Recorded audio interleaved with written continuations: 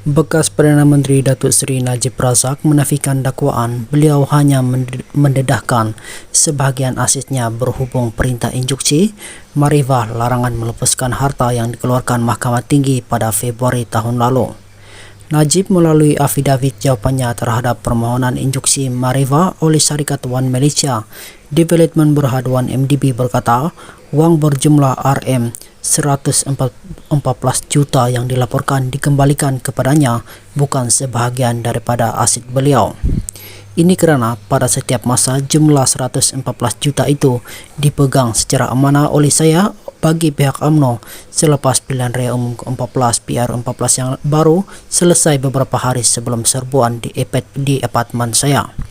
Sebagai Presiden UMNO, saya diamanahkan dengan dana berkenaan bagi tujuan pilihan raya tetapi wang terbabit tidak menjadi milik saya. Oleh itu, segala dakwaan saya tidak menzahirkan harta seperti yang didakwa dinafikan sekeras-kerasnya, katanya.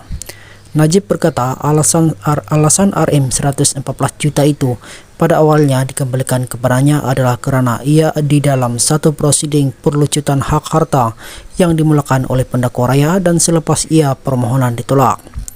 Tiada perintah dibuat mengenai ke mana wang harus dikembalikan, oleh itu pihak berkuasa hanya dikehendaki mengembalikan wang terbabit ke tempat di mana ia ditemui, iaitu di kondominium saya, katanya.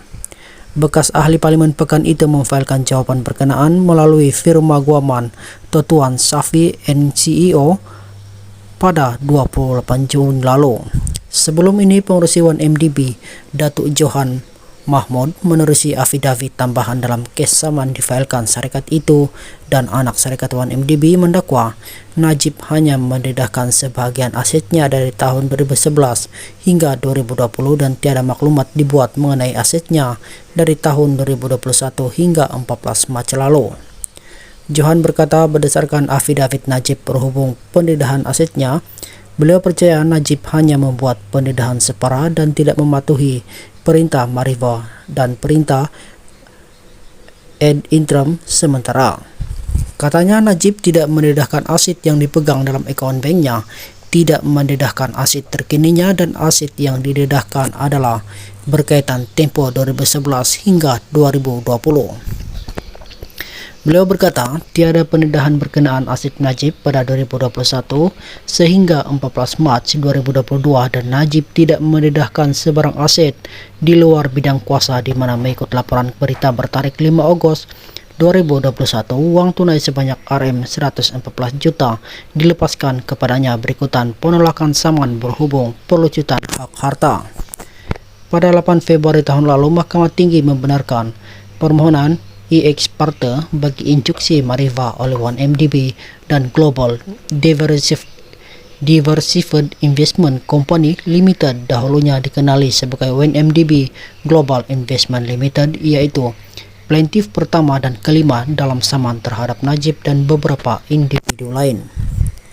Instruksi itu turut menghadkan Najib mengeluarkan wang tidak melebihi RM 100,000 sebulan yang diperlukan untuk perbelanjaan sara hidup serta guaman, namun akhirnya jumlah lebih banyak diperlukan.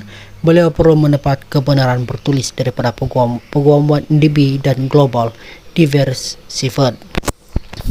Perintah itu juga menyatakan Najib mesti membuat pendedahan secara bertulis kepada One MDB dan Global Diversified berhubung asetnya bernilai sehingga US 681 juta, sama ada di dalam atau di luar negara, di bawah nama beliau sendiri atau tidak, dan sama ada milikan secara tunggal atau secara bersama dengan dividen lain. Selain Najib, turut dinamakan dalam saman itu ialah bekas pengarah kewangan One MDB Terence G. Cho Heng, bekas peguam syarikat itu, Jasmine Lo Ai Swan, bekas pengarah eksekutif One MDB, Casey Tan Keng dan Chi, bekas ketua pegawai operasi One MDB, Vincent Beng, bekas ketua pegawai operasi COO One MDB, bekas ketua pegawai operasi COO One MDB, Radhi Muhammad.